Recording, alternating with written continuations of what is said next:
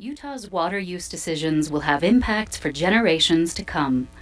To discuss how Utah Waterways and the Slow the Flow partners offer practical tools, resources, and solutions to aid in water conservation, please welcome to the stage Tage Flint.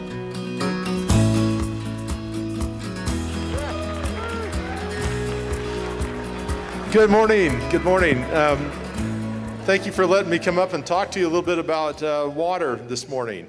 We are an enterprise state, and we have a lot of needs for our water supply, and it's finite, folks. There's only so much of it to go around, and we need to talk about what we do going forward for our water supply.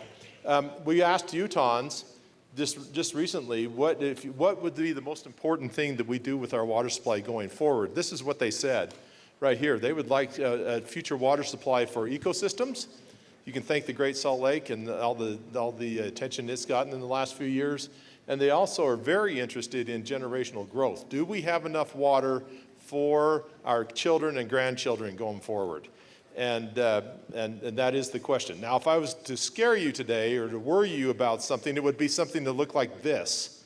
This is the Lake Powell, Lake Mead combined storage over the last 4 decades. So 40 years of record, about 45 years of record here, showing a decreasing level going forward with a decline constantly. This is not unlike a lot of our other water supplies in the state. Keep that in mind when you think about water supply. We are not at status quo when we were what we were in 1980. A couple things that we want to make sure that we all understand here. Still to this day, 65% of all the water that we use in our home is used outdoors on our landscapes. You think about that. That's about 6 months out of the year. We're putting 65% of our total water supply outside on those landscapes. We need to do better with that. We need a substantial reduction. We need to build very intelligently going forward so that we don't repeat the same mistakes we had in the past about water supply and about water use on our landscapes. We can build a much better landscape and should do that with every single new home that we build in the state so that we don't have to go back later and retrofit those. And then we, of course, want to talk about optimizing our agricultural use, all the while making sure that the message exists that we all need food and fiber production in this state, and our farmers are valuable. And they also are valuable in terms of returning a substantial amount of water back to the natural system after they get done using it. So Utah Waterways, that's our organization. It was your state legislature and some private partners in the private sector who stood this organization up to do water conservation and nothing else. We are your source for water conservation going forward in this state. We would love to be your resource for water conservation going forward. How many have heard the Slow the Flow program by now? It's 20 years old. We're reinventing that brand. We're not going to get rid of that brand because we all raised our hand, right? So look for a lot of messaging coming forward from us with new twists, new way to get to Utahns to talk about how they can be much more water efficient. We are doing K through 12 curriculum to help our young folks learn more about water, not only water conservation, but the water cycle and water infrastructure. And let's get our kids more educated on exactly where our water comes from. I think that makes them better conservers going forward. And we would love to be your lead in talking about water conservation.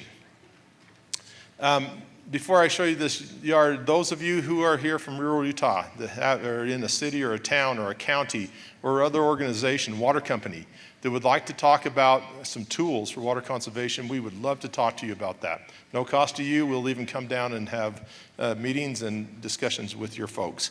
Here's a yard in Mill Creek that looked just like that this spring. You can see a preponderance of turf in that. This is what we did to it. We did this in the matter of weeks. Our staff is extremely talented in getting these designs done and these things implemented. You want to see that again? Look at that. Now look at it. Okay, here's the best part. This yard's using 25%, a quarter of the water that the old yard was using.